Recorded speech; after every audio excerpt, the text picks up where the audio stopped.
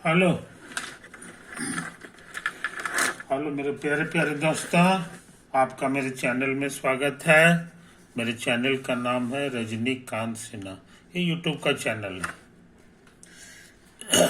ये जो वीडियो है इसका थंबनेल है BIT टॉपर इन ₹500।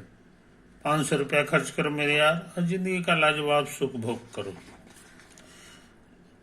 अभी का जो लेक्चर चल रहा है वो है लेक्चर नंबर 204 और सीरीज का नाम है P+M। P for physics, M for mathematics. अभी हम कुछ मैथमेटिक्स का सवाल बनाने जा रहे हैं। मैथमेटिक्स का सवाल बनाने जा रहे हैं ये चीज। उसमें भी टॉपिक है हमारा प्रोबेबिलिटी थ्योरी। प्रोबेबिलिटी थ्योरी, समझे? ये तो है कहानी। तो ये दुनिया जो है अनिश्चित है। क्या होगा नोबडी नोज, है कि नहीं? ये चीज है, मगर उस अनिश्चितता के बीच भी कुछ चीज निश्चित है। कुछ चीज निश्चित है ना? और वो जो निश्चित चीज है वही पढ़ाई का चीज है प्रोबेबिलिटी थ्योरी के लिए। एग्जाम्पल के तौर पे, समझे कि नहीं? एग्जाम्पल के तौर पे तुम ले लो ये वाला, है ना? ये हमारा सिक्का है, कॉइन है, जिसमें कभी हेड आता है कभी टेल आता है। यही दो चीज होता है कि नहीं? अब मान लो तुम जो है नंबर ऑफ थ्रो, समझे? कितनी बार उछालते हो इसी को नंबर ऑफ थ्रो कहते हैं। तो मान लो कि तुम 10 बार उछाले, है ना? और नंबर ऑफ हेड्स, हेड माने H, कितनी बार हेड आया? तो आमतौर से जो है कुछ आएगा, मान लो कि 4 बार आ गया, है कि नहीं? उसके बाद जो है 100 बार उछालो। इस बार 40 बार नहीं आएगा। इस बार 40 बार नहीं आया। इस बार जो है तुमको आ जाएगा 45 बार, 46 बार के आसपास, है कि नहीं? 1000 बार उछालो या 200 नाव डाल दो, समझे कि नहीं? 10,000 बार उछालो तो सोचते हो कि 5,000 बार आएगा। नहीं, 5,000 बार नहीं आएगा, 5,005 बार आ जाएगा। थोड़ा बहुत बढ़ जाता है, बढ़ गया चाहे घट गया, है कि नहीं? लेकिन यही चीज है और ये सिलसिला जारी है। अब जरा रेशियो निकालो, है कि नहीं? रेशियो निकालो नंबर ऑफ हेड्स और divided by number of throw, number of throw कितनी बार किए थे ये चीज। तो यहाँ पे लिखोगे 4/10, 0.4 है। अब इसको 45 बार करोगे, उसी तरह 45/100 लिखना होगा, तो हमको लगता है 0.45 आ गया। फिर उसके बाद 45 नहीं, फिर उसके बाद लिखोगे 5,005 और बटा 10,000, 2 2 4 4 शून्य हो जाएगा, तो 0.5005 आया। यही सिलसिला जारी है। अब इन नंबरों को गौर से देखो, 0.4 है, 0.45 है, 0.500 है, ये सब नंबर है। तो पाया गया है कि ये नंबर एक खास नंबर के नजदीक पहुंचना चाहता है और वो है 0.5। समझे? ये पक्का है, ये डेफिनेट है, यही है डेफिनेट। तो यही वाला चीज जो है ना, यही पढ़ाई का चीज हो गया प्रोबेबिलिटी में। प्रोबेबिलिटी की भाषा में कहेंगे कि the probability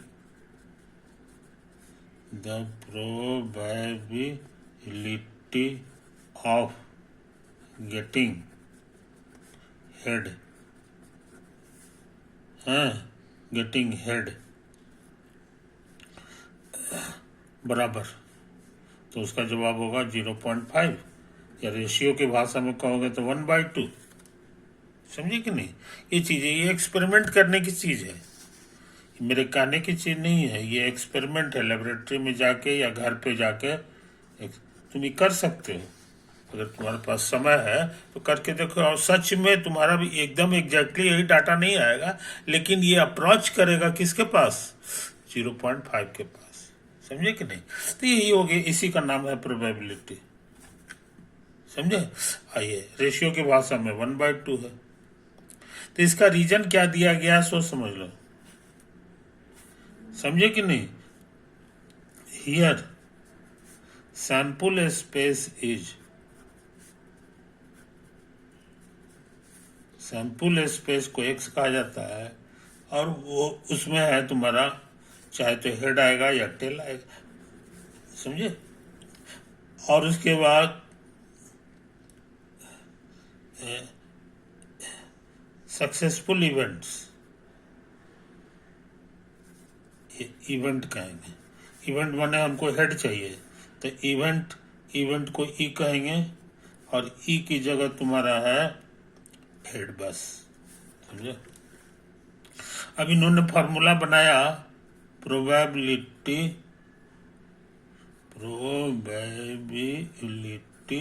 of event E बराबर नंबर ऑफ एलिमेंट्स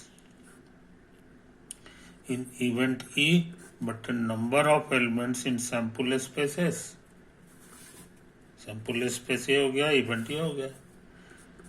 तो इवेंट में तुम्हारे कौन कौन मेंबर हैं, सो देख लो। HT है, नहीं सिर्फ H है बस। और इसमें तुम्हारे जो है दो एलिमेंट है, एक H है एक T है। तो नंबर पूछेंगे तो कहोगे 1, और इसका नंबर पूछेंगे तो कहोगे 2। देखो सेम आंसर आया कि नहीं? तो प्रोबेबिलिटी थ्योरी वाले लोग कहे कि हम जो है अपना थ्योरी लगा करके भी वही आंसर खोज लेंगे जो आप 2-4 घंटा तक जो है एक्सपेरिमेंट करिएगा, उससे पाइएगा। समझे कि नहीं? तो ये इसका एक्सपेरिमेंट है, आइए इसका थ्योरी हो गया। तो तुमको यही थ्योरी में एक्सपर्ट होना है, यही थ्योरी में एक्सपर्ट होना है। समझे? इस चीज को समझ लो।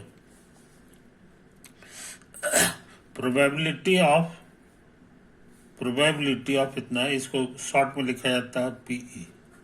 पीई का मतलब हो गया कि प्रोबेबिलिटी, इवेंट का प्रोबेबिलिटी।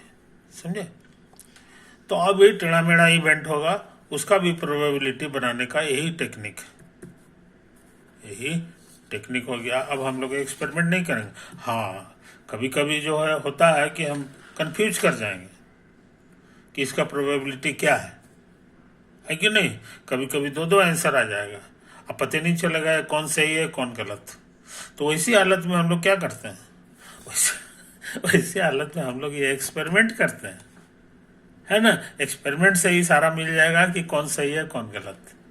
ये पक्का चीज है, ये कभी फेल नहीं करता है। इसी का थ्योरी बिना एक्सपेरिमेंट किए हुए थ्योरी से हम लोग ऐसे करते हैं। तो थ्योरी बाद में आया, पहले एक्सपेरिमेंट है। समझे कि नहीं? एक्सपेरिमेंट सबसे पक्का चीज है। तो ये चीज समझ लो मेरे यार। अच्छा, अब जो है हम एक छोटी सी बात कहना चाह रहे हैं। सैंपल स्पेस का फोटो तुम्हारा ये है, और मान लो तुम्हारे पास 2 इवेंट, एक का घेरा ये है और दूसरे का घेरा ये है। समझे? यही तो है। हम निकालना चाह रहे हैं probability of A union B. समझे? यही तो है। तो कहोगे number of elements in A union B but A number of elements in S. यही तुम्हारा डेफिनेशन है इसका, है कि नहीं? और यूनियन में कौन सा एलिमेंट हो गया, सो समझ लो। ये देखो, ये सब होगा, ये सब भी होगा और ये सब भी होगा, है कि नहीं? तो कहने के मतलब इसमें जो है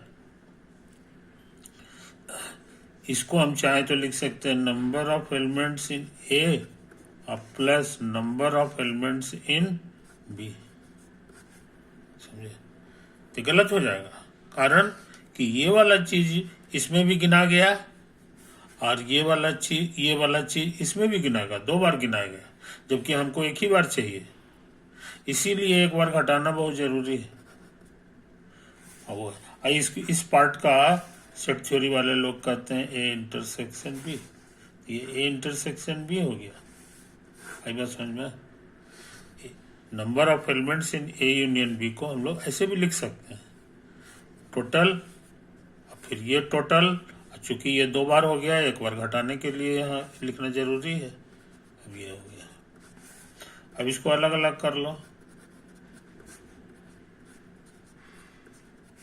तो number of elements in B बटे number of elements in S बटे नंबर ऑफ एलिमेंट्स इन इतना बटे number of elements in S.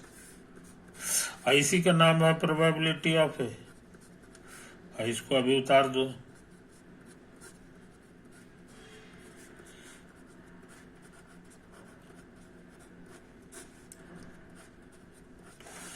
अच्छा, आप कहोगे कि इसको भी आप उसी तरह लिख सकते हैं, प्रोबेबिलिटी ऑफ बी। ये हो गया, इसको उतार दें।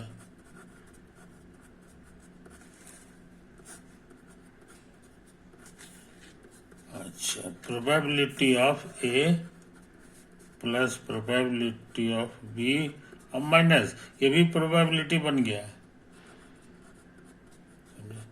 तो तुम्हारे पास फॉर्मूला आ गया कि probability of A union B बराबर हो गया probability of A plus probability of B और minus probability of A intersection B. ये तो है, यही है। समझे? तो अच्छे लड़के इस फॉर्मूला को भूलते नहीं। अच्छा, अब जो है नोट, अब चाह रहे हैं कि हम इसको लिखें।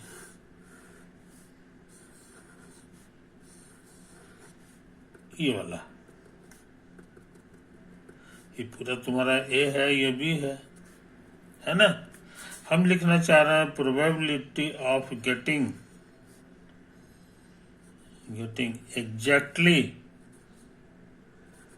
Exactly one of A and B. A और बी में सिर्फ एक ठो हमको चाहिए, दोनों नहीं। यानी इसको हटा देना है, इसको हटा देना है।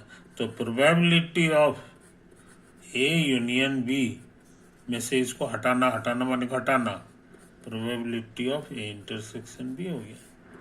समझे? और ये कितना होता है, ये अभी अभी निकाला है। Probability of A plus probability of B और minus probability of A intersection B. और इसको उतार दो, तो ये तो रह गया, ये डबल हो गया, -2 times probability of A intersection. आई बात समझ में? तो यही हो गया probability of getting exactly one of A and B.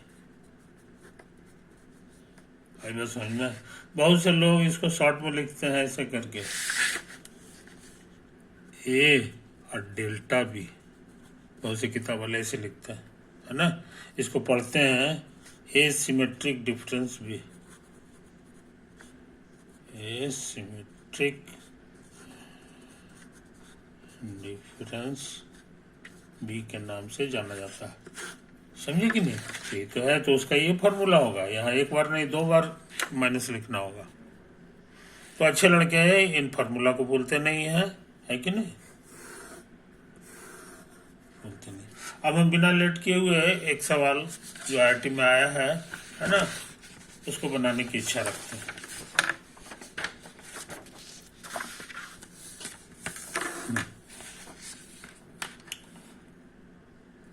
Question है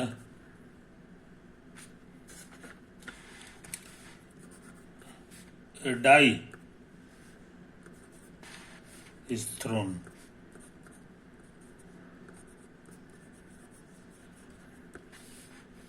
Let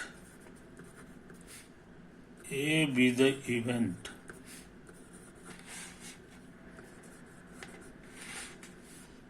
that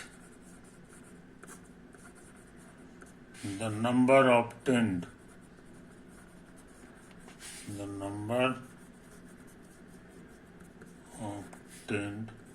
is greater than 3. Let B be the event that the number obtained is less than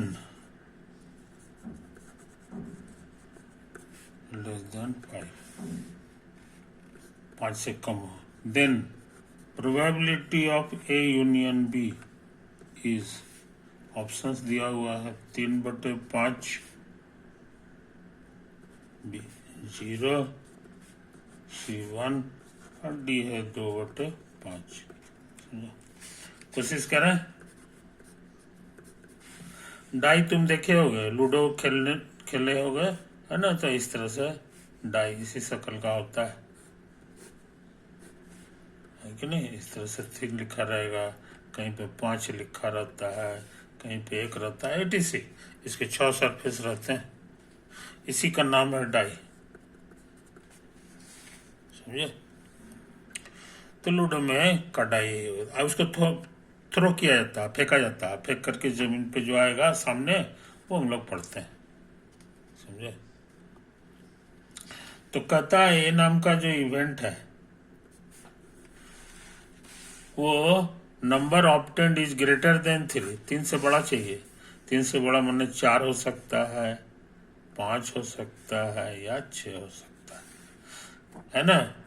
बहुत से लोग इसको ऐसे लिखते हैं, ऐसा होगा चाहे ऐसा होगा चाहे ऐसा होगा, है ना. ये चीज लूडो में यही सब चीज आता है, पासा में नहीं होता.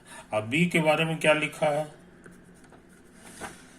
बी में कहता है कि the number obtained is less than 5. 5 से कम होना चाहिए. तो ऐसा 1 हो सकता है, 2 हो सकता है, 3 हो सकता है, 4 हो सकता है, बस. और इसको और ज्यादा सिंबल की भाषा में लिखोगे तो ऐसे हो गया, 2 वाला ऐसे हो गया, और 3 वाला ऐसे हो गया, है कि नहीं. और 4 वाला जो है ऐसे होगा. यही तो है. तुमको निकालना है A union B. A union B. तो ए यूनियन बी का माने हो गया ऐसा चीज जो ए में हो चाहे बी में हो. तो 1 चुनाएगा, 2 चुनाएगा, 3 चुनाएगा, 4 चुनाएगा, 5 भी चुनाएगा. इसमें नहीं है लेकिन इसमें है ना. 6 भी चुनाएगा, है कि नहीं. गौर से देखो, इसमें सभी चुना गया. यही तो है सैंपल स्पेस. सैंपल स्पेस, इसमें सब चीज है. So probability of A union B बराबर हो जाएगा number of elements in A union B but in number of elements in sample space. Sample space को x का दो. और अभी तुम देखे हो कि ए यूनियन बी x के बराबर है. इसको उतार दो. ये दोनों कट छट के बना गया. इसलिए मेरे अनुसार इसका आंसर ये होगा. ये हो गया. समझे कि नहीं. ये चीज समझ लो. हालांकि पूछा नहीं है लेकिन प्रोबेबिलिटी ऑफ ए पूछेंगे तो कहोगे number of elements in A बट number of elements in sample space S. A में कौन कौन एलिमेंट है. तो ए में है 4 5 6. और इसकी तुमको आबादी चाहिए. एक्स में है सारा चीज 1 2 3 4 5 6. इसकी टोटल पॉपुलेशन 3 है और इसका पॉपुलेशन 6 है, यानी 1/2 हो गया. एंड प्रोबेबिलिटी ऑफ बी तो कहेंगे number of elements in B but number of elements in X. अब बी में क्या क्या चीज है सो हमको पता है। बी में 1 2 3 4 है, तो नंबर ऑफ एलिमेंट्स इन 1 2 3 4 और नंबर ऑफ एलिमेंट सॉरी ई जो है एक्स में है तुम्हारा 1 से लेके 3 4 5 6 तक। तो इसकी आबादी 4 है, इसकी 6 है, कट छट के 2/3 आ गया। अब हम चाह रहे हैं इंटरसेक्शन भी निकालना, तो number of elements in intersection B by number of elements in X sample space. Intersection माने जो दोनों में हो, तो दोनों में हमको लग रहा है 4 है जी, और कोई नहीं है। नंबर ऑफ एलिमेंट्स इन 1 2 3 4 5 6, तो इसकी आबादी 1 है, इसकी आबादी 6। अब हम निकालना चाह रहे हैं ये वाला P A plus P B minus of इतना। तो कहोगे सब तो आप निकाल चुके हैं, 1/2 2/3 और माइनस 1/6। सिंप्लीफाई करो, एलसीएम 6 2 तिहाई 6 3 दूना 6 तो 4 1 7 में से 1 गया 6/6, कट छट के 1 आ गया है ना। और तुमको याद है यही 1 जो था, यही 1 हमारा आया है इसका वैल्यू भी, probability of A union B का। इस तरह ये दोनों बराबर है, ये चेक भी हो गया और इसको हम प्रूव भी किए थे कि ए यूनियन बी का प्रोबेबिलिटी जो होता है वो इतना ही के बराबर होता है। समझे, यही चीज है। और यहाँ वेरिफिकेशन भी हो गया इसी प्रॉब्लम के बहाने। तो ये कभी धोखा नहीं देता है, इस बात को समझ लो, इस बात को समझ लो। तो ये हम जो है 2 तरह से इस सवाल को बनाए, एक तो फार्मूला की मदद से और दूसरा बना दिए ये सच में गिनती कर करके। प्रोबेबिलिटी का जो डेफिनेशन है उसकी मदद से इसको बना दिया है कि नहीं। ये सवाल बन गया, ये सवाल बन गया है कि नहीं। तो हमको लगता है कि काफी काम कर लिए। एक क्वेश्चन है इसमें, एक क्वेश्चन में हम लिख दे रहे हैं, if m and n are any two events, the probability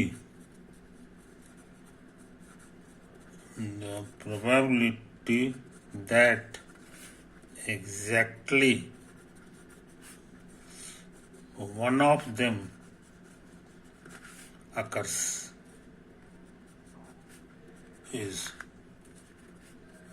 probability of m plus probability of n minus 2 times probability of m intersection।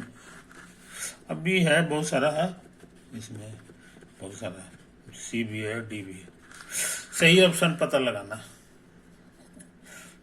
ये सवाल हम बना चुके हैं, अभी हम बताएं। देखो यहाँ पे probability of getting exactly one of them, सिर्फ एक ठो, यहाँ भी वही कह रहा है एग्जैक्टली वन ऑफ देम, इसीलिए ये फॉर्मूला लगेगा P A plus P B minus 2 times intersection.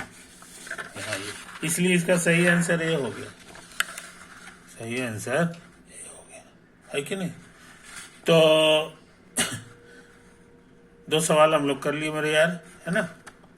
Probability का क्वेश्चन जो है हम लोग बनाते हैं, बड़े शौक से बनाते हैं, है कि नहीं। हम लोग भी अभी और बनाएंगे, यही सब चीज़ें। ओके, तो इस वीडियो को यहीं दी एंड करते हैं, है ना। ओवर।